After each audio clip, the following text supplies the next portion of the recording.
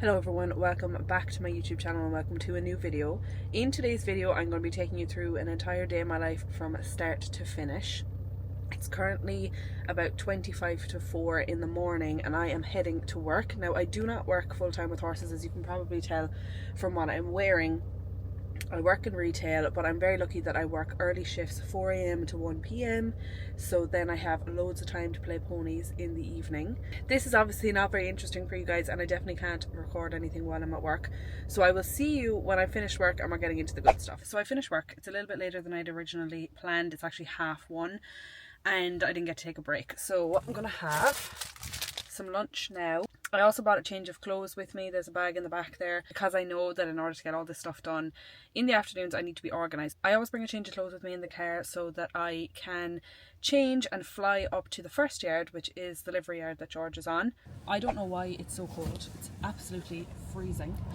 I'm just getting my boots on and I'm going to tack up George and give him a spin. I actually haven't ridden him in like 10 days because I was sick, then we had a family member pass away quite unexpectedly, and then George got his teeth done the other day, so he's had about 10 days off. He was on the walker and out in the field and stuff, but he'll probably still be feral when I ride him.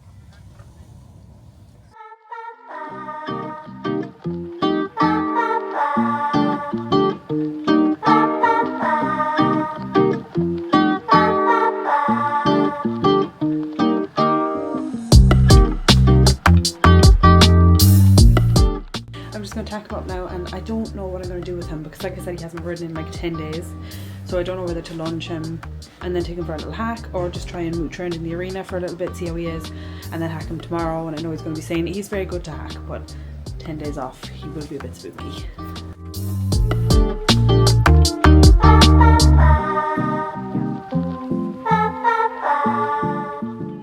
Five hours later. Okay, we're done. I tried to knock a little bit of the taspy out of him. We'll do a few days of hacking. Here we are. Say hello, George.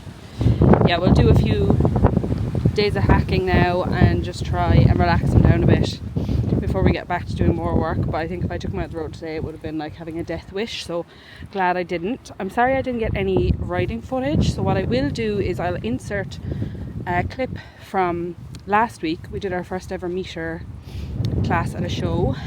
He had 2 down I think, but they were both just due to my rider errors and him being a bit spooky.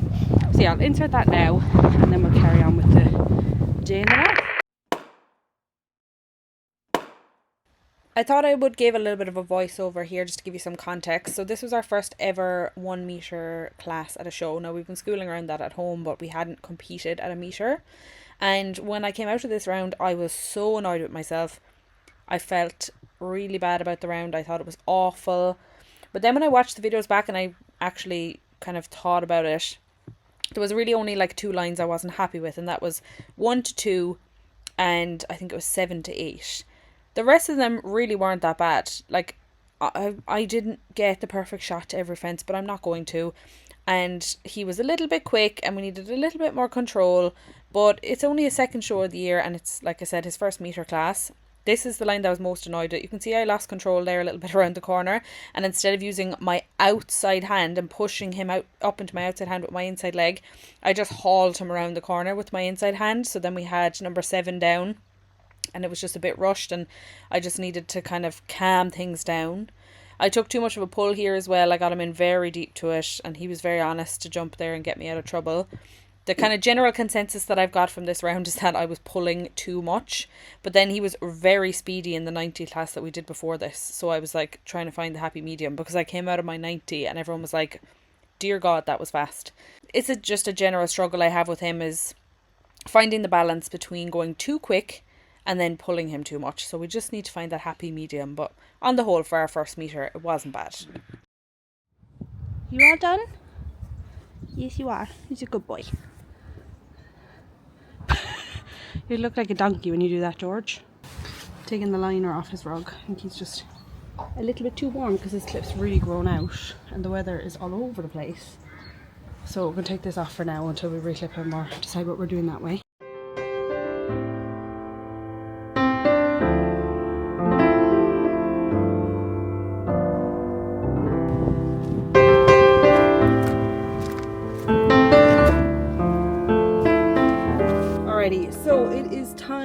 to go to yard number 2, which just so happens to be at home. There's no point taking my boots off because I have another horse to ride. Excuse that delightful hat hair. Just throw this on to cover that up. I got this hat when I went to the Lucinda Green clinic. It was in the little goodie bags we got, and I actually haven't worn it yet. So let's head home. George is actually on full livery here, so that's why all I have to do is ride and go, which is so strange to me because I've never had a horse on full livery before, not in a very, very long time anyway. So it's a weird one for me, but it makes my life much easier. And then I go home and I do the 3 boys at home.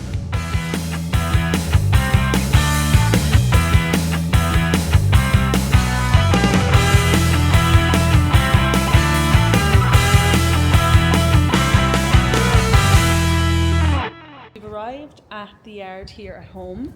Most important first step of the routine when I get home is to get Piggy. So Keelan is leaving her out of the house there now, and she's going to come down to me. Keelan works from home, so he's in the office. I should have mentioned earlier as well that Keelan does the morning routine for the horses, because obviously I'm at work and I'm not really going to be putting them out in the middle of the night at like 3 a.m. So he does them in the morning and then I come home, which means I usually do get stuck with the stable cleaning, unfortunately.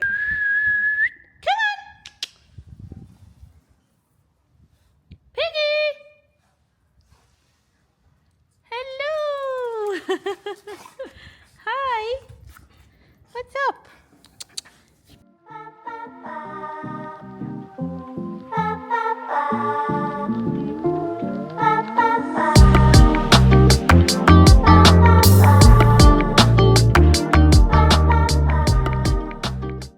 Frankie is, like I said, the cleanest, but he did also get a fresh bale of bedding yesterday, whereas the other 2, Cooper and Theo, are due bedding today, so he will be slightly cleaner than the 2 of them. And Theo is always very dirty. He's just messy in the stable. So is George. The 2 of them are filthy, whereas the 2 small boys obviously are significantly smaller, which makes them easier to muck out, but also they're just tidier. They're still colts. We haven't gelded them yet, and I think that makes them a bit cleaner because they both do all their poos at the front of the stable off their bed, which makes it so much nicer to clean.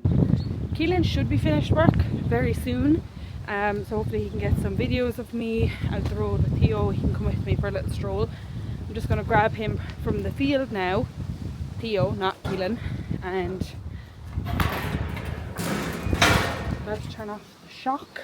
So next up on the routine is bring Theo in, ride him, and then after that we'll get all the feed and everything sorted for the evening and bring in the yearling. Hello. You ready to come in? Okay, let's come in then.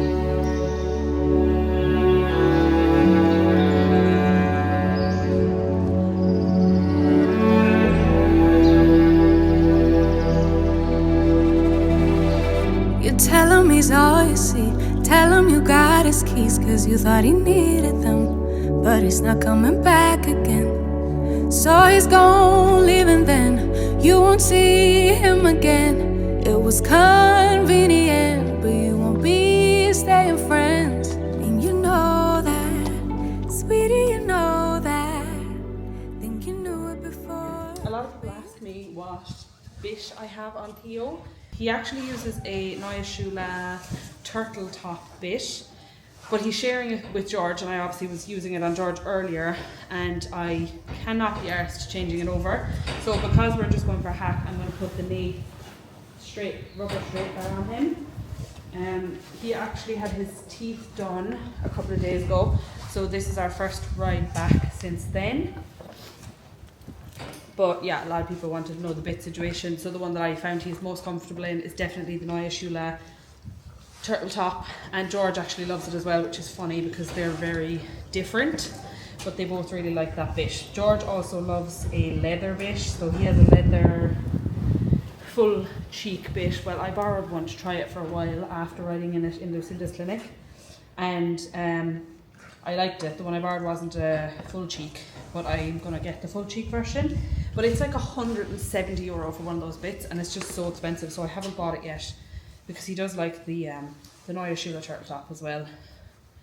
So yeah, both of those bits are expensive. Of course, my horses would have really expensive taste and want like the most expensive bits. Thank you, Theo. I'm also using George's saddle on Theo at the moment. which obviously doesn't fit in. They're completely different shapes. So I've been using a half pad with shims just for the time being, because Theo is changing shape so often there's absolutely no point in getting him his own saddle right now. But hopefully he'll settle in shape soon and then we'll be able to get something for him. And Keelan is after ordering a racing saddle to ride him in, which is just great. Technically he is actually Keelan's horse, but Keelan has not ridden him once and we've owned him for about 6 weeks. So yeah, he ordered a racing saddle to have him in because that's what he likes.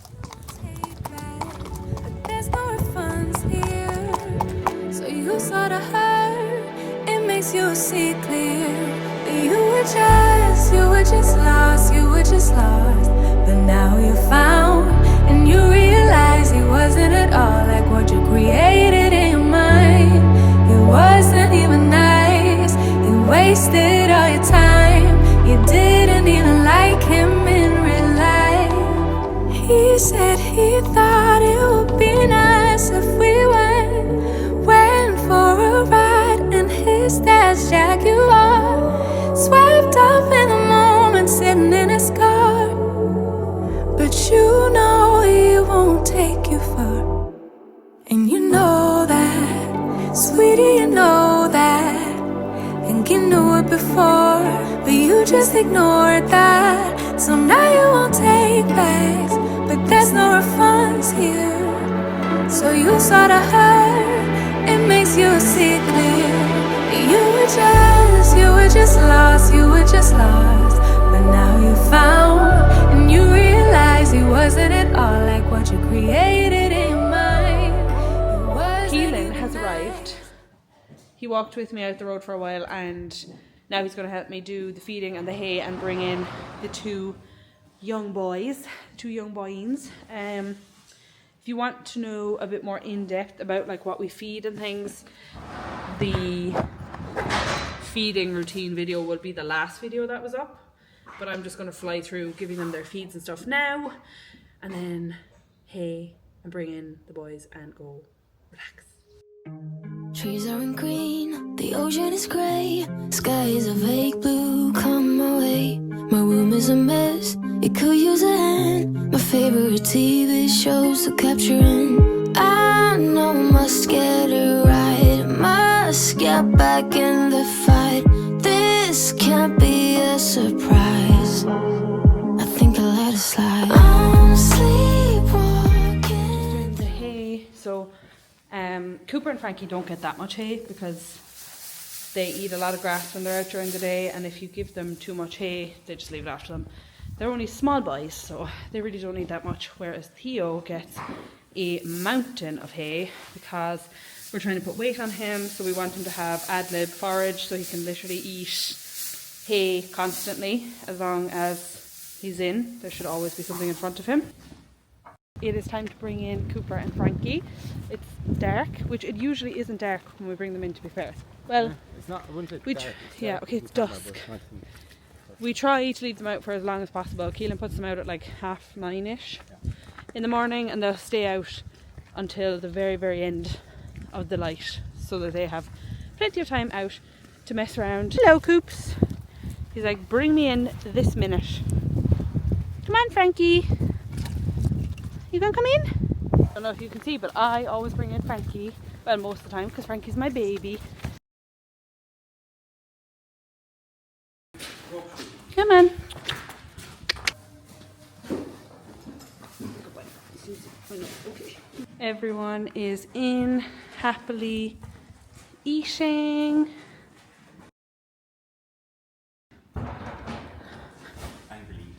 Yeah, angrily eating. Theo gets very food aggressive, so if anyone comes near him, like on the other side of the table wall, he does that.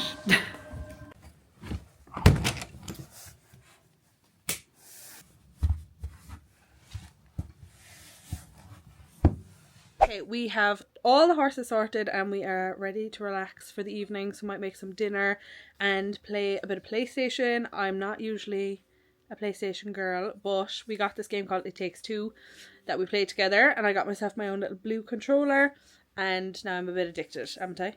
Very. I make Keelan play with me all the time. Well, we've only had it for a couple of days, and I feel like we're going to finish it really soon. Then I'm going to have nothing to play, and it's going to be very annoying. But anyway, I'm going to leave this video here. I hope you enjoyed. I have filmed all this on a new camera, so I've just been playing around with it and trying to get used to it, so it could be a little bit dodgy. But again, I hope you enjoyed. If you did, don't forget to like this video and subscribe to my channel, and I will see you in the next one, which should be a video of Theo's first outing, a little arena hire away from home. So stay tuned for more.